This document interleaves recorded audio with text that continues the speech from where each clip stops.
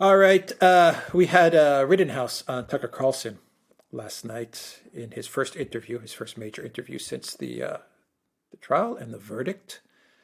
And he said a lot of good things, a lot of interesting things. And Tucker Carlson, I think, did a great job during the interview because he kind of got out of the way and just let Rittenhouse speak. I mean, he would give very short and to the point questions, but he really let Rittenhouse tell his side of the entire story, and it was interesting to listen to how he was thinking and how everything occurred on that day in Kenosha. But some of the more interesting comments were related to Rittenhouse's view of what next and where does he go from here. He's 18 years old. He's a young man. He's got his whole life ahead of him. I've heard rumors, but we've heard them from the mainstream media that Jerry Nadler might actually call for the government to get involved and to figure out a way to go after Rittenhouse. I've heard that. I don't know if that's possible. The DOJ, I've heard that. I don't know if that's possible. I've heard rumors saying that civil cases are going to be brought up against Rittenhouse once again. I don't know how viable that is. On the flip side, during the interview, Rittenhouse hinted at the fact that he's going to start to go after people. He said, I have excellent lawyers, when Tucker Carlson was trying to go down that line of questioning. He says, I have excellent lawyers. And with regards to Biden and the defamation that occurred against Rittenhouse, not only from Biden, but from just about every other mainstream media channel. But with regards to Biden, Rittenhouse said, quote, it's actual malice defaming my character for him to say something like that. And of course, we all know that Biden defamed him not once, but actually 2-3 times, including in a campaign commercial. We always have to remember that Biden was not the president during many of the times where he did defame Kyle Rittenhouse, and that's a key point. Anyway, what do you make of the interview? What do you make of the comments that Rittenhouse made? I mean, he came out and said, I'll read the quote again, it's actual malice defaming my character for him to say something like that. And then he followed it up by saying, I have excellent lawyers. Well, indeed. Well, I have to say, the first thing I thought was that, as you might have expected, this experience has made this young man grow up very fast. I mean, I'm sure he wouldn't have been able to articulate his thoughts with the kind of clarity and maturity that you saw, before this incident happened. That's one thing this sort of thing does to you. That's the first thing to say. The second thing to say is let's take those three things. Firstly, let's talk about the possibility of the Justice Department taking some further action against him. I think that would be an incredibly bad idea. I can't see what possible legal justification for doing that there would be. I think it would be, in effect, an attempt to completely set aside the existing jury verdict, which would be an appalling thing to do. I mean, that would be a massive step against both state rights and the rule of law in the United States. And if there had been a federal offence, or at least a federal case, I'm sure the United States government would already have been talking about bringing it. I think that idea is probably going to be dead in the water. If I can't even believe that Merrick Garland would want to go that far. And I think that if he did, if the Justice Department did start bringing proceedings against Rittenhouse after what has happened, I suspect there would be all sorts of constitutional issues which would very, very rapidly rear their head. And I can very easily see how that kind of case and that kind of trial could backfire hideously. The possibility of civil claims against Rittenhouse, which, to be very clear, would have to be brought by the families of the people who were involved in this incident with him, 2 of whom were killed. Well, that is theoretically possible, but the problem those cases face is exactly the same as the case as was faced by the prosecution over the course of this trial, because again, Rittenhouse would have a very strong self-defense argument. The 3 people who were his assailants turn out to have been not just violent on the actual night in question, but to have had in two cases that I know of, extremely bad records, I mean criminal records. I would have thought those cases would also be extremely problematic and would almost certainly fail, and again fail disastrously. And I can see again how that might backfire. So I think that these cases that people are talking about bringing against Rittenhouse, I think they're not going to succeed. I think that once legal advice is taken, those ideas will be dropped. The third possibility of Rittenhouse bringing legal claims of his own, and he's essentially dropped hints about this. Notice the words malice and defamation, both words with legal meanings. I think those are a distinct possibility. Now, there are probably constraints about what claims he can bring against the president in terms of things the president has said as president, but things that the president said before he became president as a private individual may be a different matter, but it may be that Rittenhouse will have to wait until the president ceases to be president before he can bring them. That's my understanding of US law. Other individuals, the rest of the media, many of the people who've written about him and who said things about him which are straightforwardly untrue, well, that's a different situation again.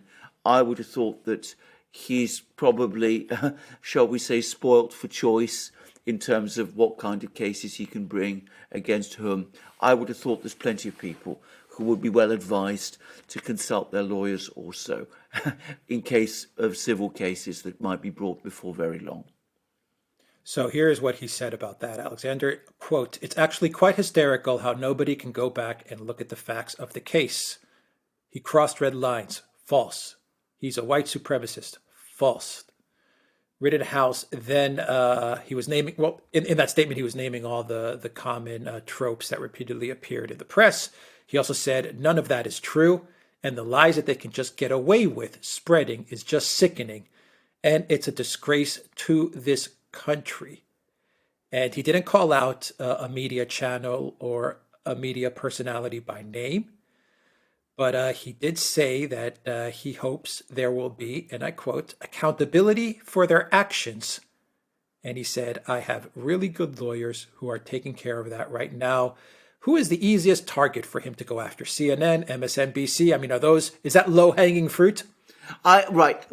Always the problem with bringing a claim against the media in the United States in defamation is the protections the media has been given by the First Amendment of the Constitution. And that makes defamation actions against the media always difficult. In this case, I think that some of those mistakes, we call them mistakes, they weren't mistakes. Some of those things that were said were so completely wrong that I suspect that there would be problems defending those, the media, parts of the media, defending those claims. Also, there's all sorts of individuals, private individuals, who said extraordinary things. And of course, then they don't have the kind of First Amendment protections that the media does. I would have thought that the first steps that Rittenhouse's lawyers might be considering is going against some of those private individuals who said things on social media, who don't have the same First Amendment protections that the media does. Bring a claim against them and then start moving outward, or if you like, more towards the media. As you accumulate wins, the media position becomes increasingly difficult. He's actually offering, if you think about it, he's offering the media a ladder down. He says, look, come forward, come out and say openly that your reporting was wrong, that I'm not the person you've described, that I didn't do the things you said. You should at least correct your previous misreporting. So far, none of them is showing any sign or willingness to do that. Well, Nicholas Sandman did manage to strike a deal with CNN after he went after them. And from what I Yeah, understand, he got yeah, quite a big payday for yeah. what they did to him. So, the precedent has been set. There is a Oh, it's not roadmap to go impossible. after. It's Yeah. not impossible. I mean, as I said, I mean, I think he can work his way towards that. But I mean, it might be a step-by-step process. We'll see what his lawyers decide.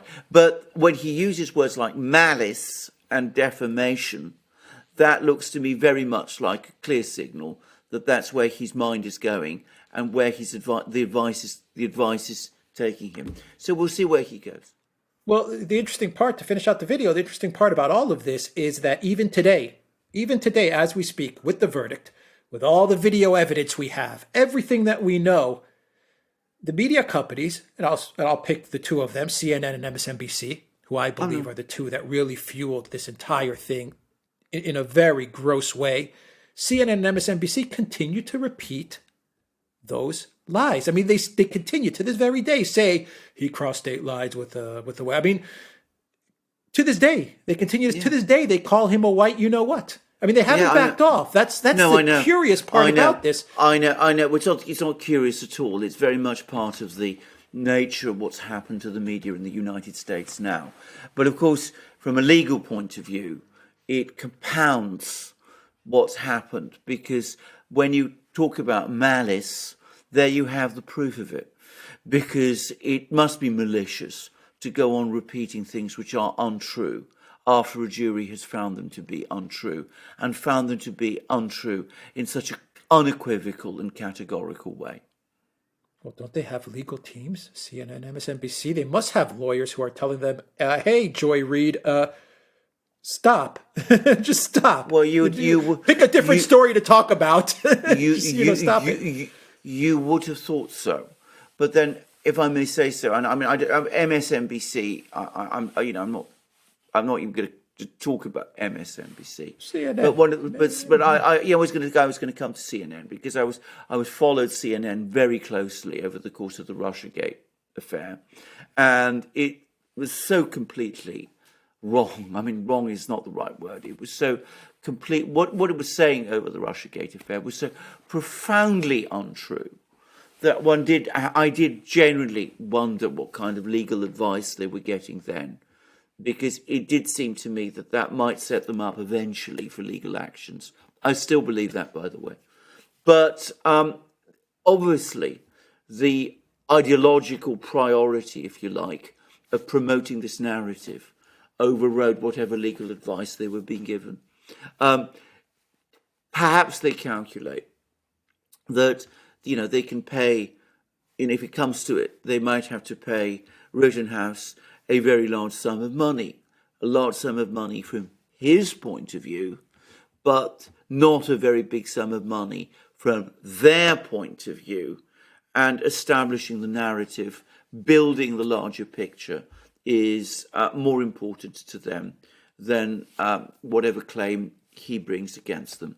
So I think that might be that kind of cost calculation that they're making. That's exactly a very cynical one, very reckless one that to me is borderline contemptuous, but I suspect is what they're doing at the moment.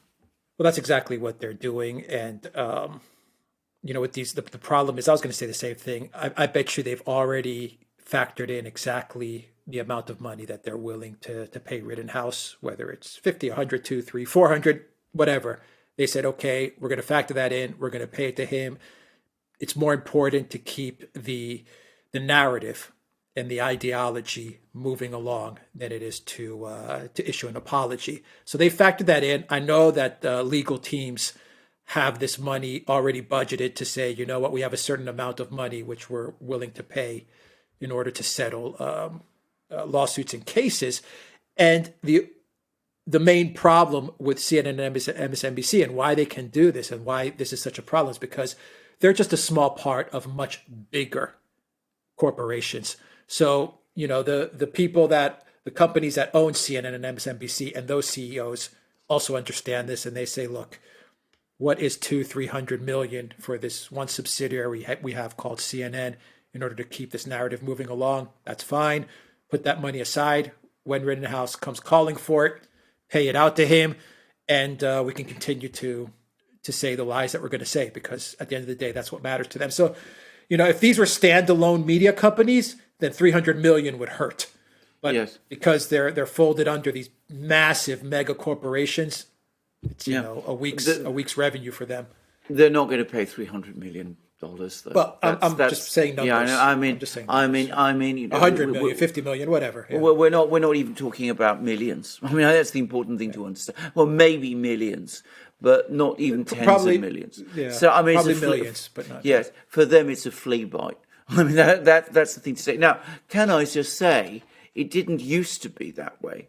Once upon a time, if you settled, and there was an apology, and there was a retraction, and it would have been seen as contemptuous of the law to actually go on repeating stories and things of that kind. But we have in a completely different media world today, where, as I said, the narrative is more important than the facts, and if you pay out a certain amount of money, well, so be it. We stick with the narrative because that's what matters to us. So that's what they're going to do. That's, I suspect, their calculation. I mean, Rittenhouse will make a fair amount of money, probably, if he brings these claims.